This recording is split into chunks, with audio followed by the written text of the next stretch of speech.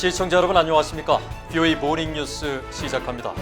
오늘은 미국 대선 특집으로 보내드립니다.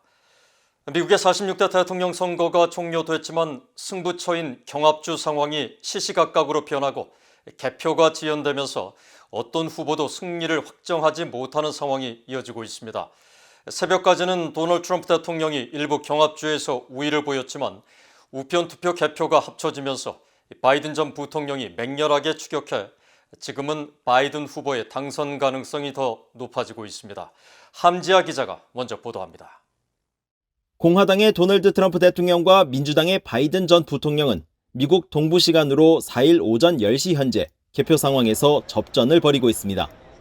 트럼프 대통령은 이 시각까지 23개 주에서 승리해 213명의 선거인단을 확보하고 바이든 전 부통령은 19개 주 승리로 선거인단 224명에 도달했지만 두 후보 모두 당선에 필요한 선거인단 270명을 확보하지 못했습니다.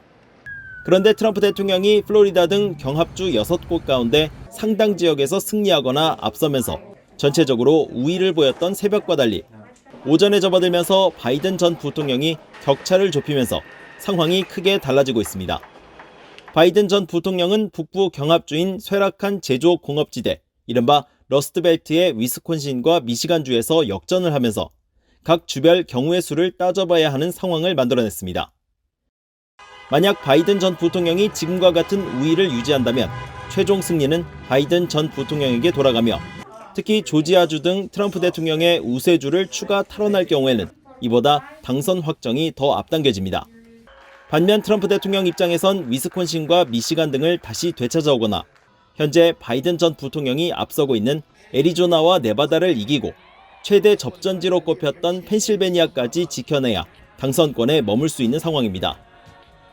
현재 승리가 확정되지 않은 일부 주들은 우편 투표 등에 대한 개표까지 더해 최종 결과는 하루 이틀이 더 소요될 것으로 알려졌습니다.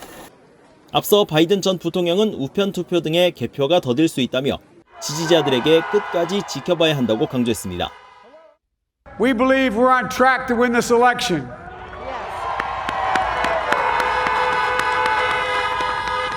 We knew because of the unprecedented early vote and the mail-in vote that it was going to take a while.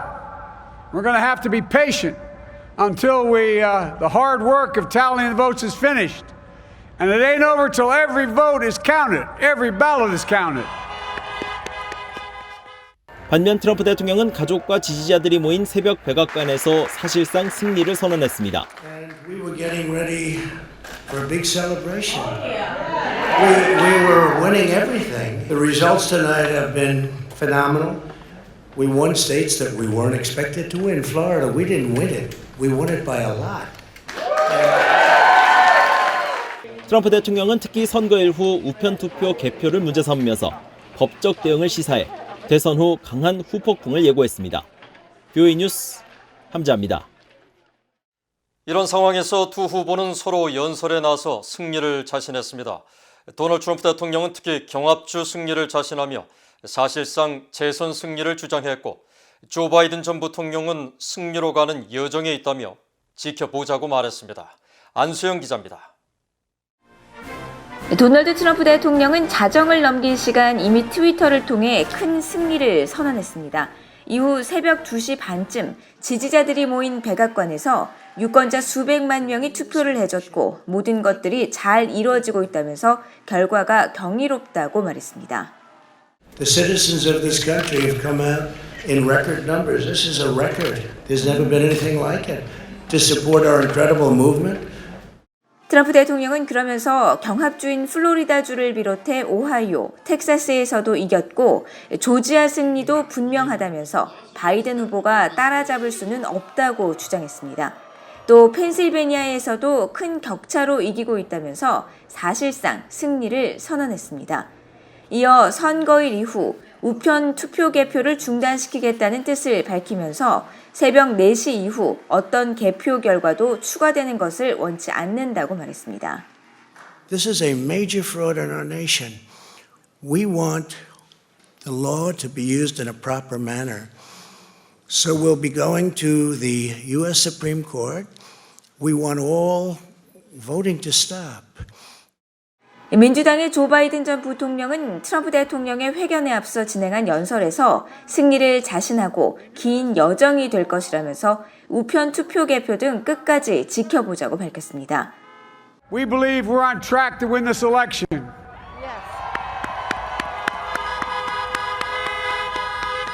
We knew because of the unprecedented early vote and the mail-in vote that it was going to take a while.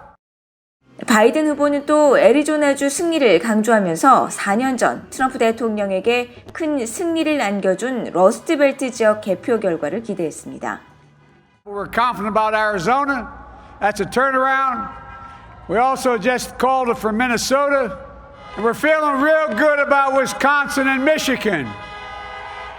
바이든 후보는 그러면서 지지자들에게 믿음을 갖고 모든 개표가 끝나 최종 결과가 나오기까지 인내가 필요하다고 강조했습니다. VOA 뉴스 안소영입니다. 민주당이 이번 대통령 선거와 함께 치러진 하원 선거에서 다수당 유지에 성공한 것으로 나타났습니다. 상원은 당초 예상을 깨고 공화당이 계속 다수당을 유지할 전망입니다. 조상진 기자입니다. 미국 상하원 선거 개표가 계속 진행 중인 가운데 민주당이 과반을 차지해 다수당 유지에 성공할 가능성이 큰 것으로 나타나고 있습니다. 낸시 펠로시 하원 의장은 4일 민주당의 하원 다수당 유지를 선언하면서 앞으로 개표 결과에서는 민주당의 의석이 얼마나 더 확대될지가 관건이라고 밝혔습니다. So I'm very, very proud of the fact that tonight, relatively early, we are able to say that we have held the House.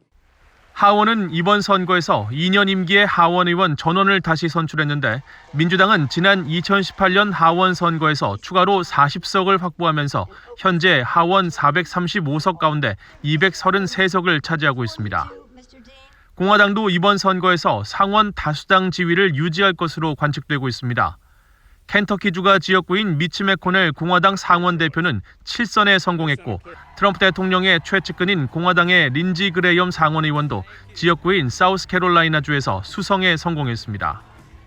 And Kentucky, I'm humbled and grateful that you've rehired me to keep fighting for your families and serving our Commonwealth for the next 6 years. 박빙의 승부가 예상됐던 콜로라도주에서는 북한 문제에 앞장서왔던 공화당의 코리 가드너 상원 의원이 민주당의 존 히켄루퍼 전 주지사에게 패배해 낙선했습니다. 임기 6년의 상원 의원은 100석 가운데 공화당이 53석으로 과반을 차지하고 있는데 전체의 3분의 1 정도인 35명을 이번 선거에서 새로 선출합니다.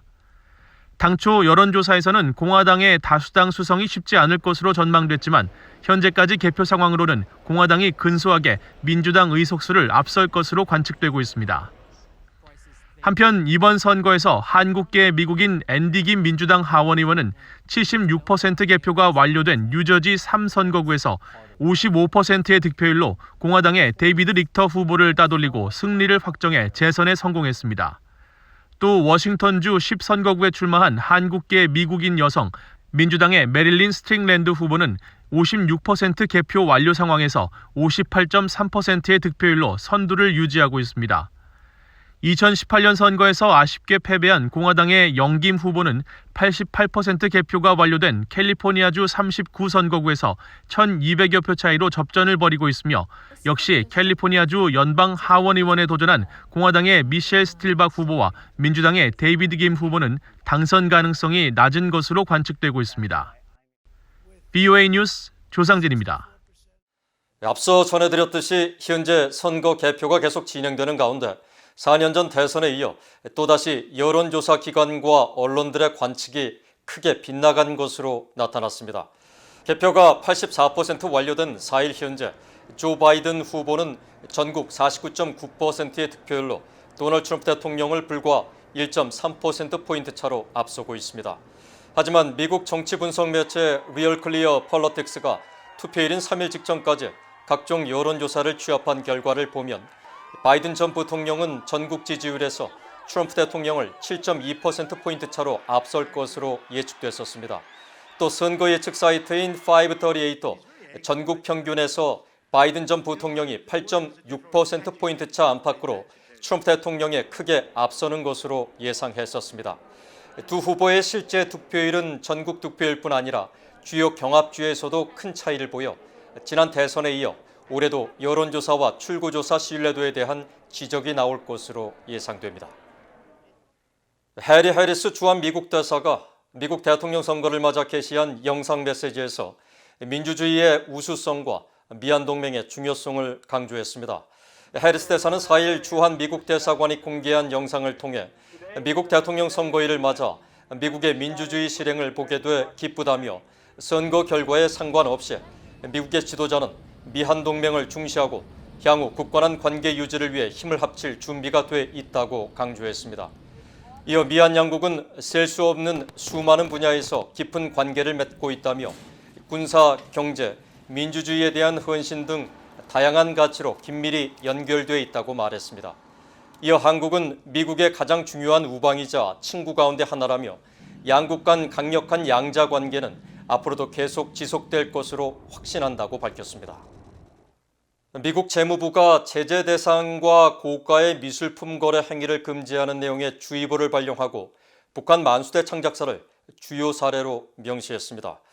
재무부 산하 해외자산통제실은 최근 발령한 주의보에서 북한 정권 산하 미술 창작 단체로 외화벌이의 전초기지 역할을 하는 만수대 창작사를 언급하면서 이들이 고가 미술품 시장에 허점을 악용해 미국의 제재를 위반하고 있다고 지적했습니다.